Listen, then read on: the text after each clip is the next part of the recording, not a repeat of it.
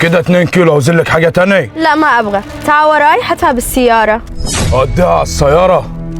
لا مؤاخذه انا راجل باشا، بس باشا في شغلي. حاجتك دي عايزه توديها انت خديه، لكن انا ما بوديش حاجه لحد. هو انت بتتكلم كتير ليه؟ هي مش قالت لك ودي الحاجه على العربيه؟ انا شايفك واد بلد، يعني اللغه واحده. حاجه قدامك اهي، عايز تاخدها توديها على العربيه انت وديه، ولا هي مشغلاكم وراها ايه بالظبط؟ شغلنا وراها ده انت ما تفهموش. انت حله بتاع خضار مش جواهرجي، وبعدين في محل سكريت جنبك، هي رضيت تنفعك انت، فانجز وشوفها عايزه ايه. شنو يبغى مصاري؟ اعطيله. ايه هتشترينا بفلوسك اياك؟ لو عايز تاخدها على المحل السكريت روحي معاه ويلا من هنا عشان ما عنديش خضار.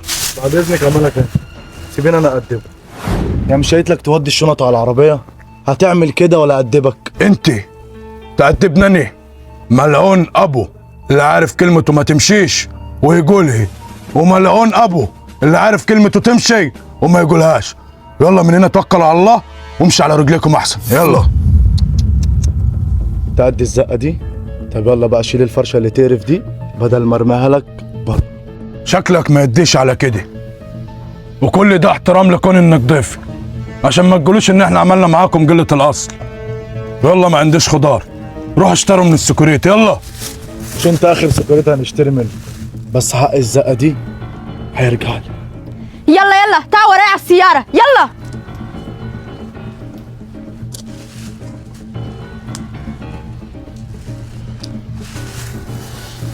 تلاتة ب10 يا بطاطس.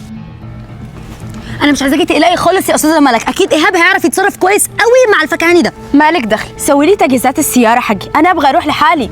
تبغي تروحي لحالك ازاي؟ يعني تروحي ازاي؟ انت لسه نازله من السفر، ازاي تمشي لوحدك؟ دولت انا ما احب كرر كلامي مرتين، حالا تسوي تجهيزات السياره تفهمي؟ خلاص يا استاذه ملك اللي انت شايفاه بقى. مفاتيحها ايه والعربيه جاهزه، بس خلي بالك على نفسك.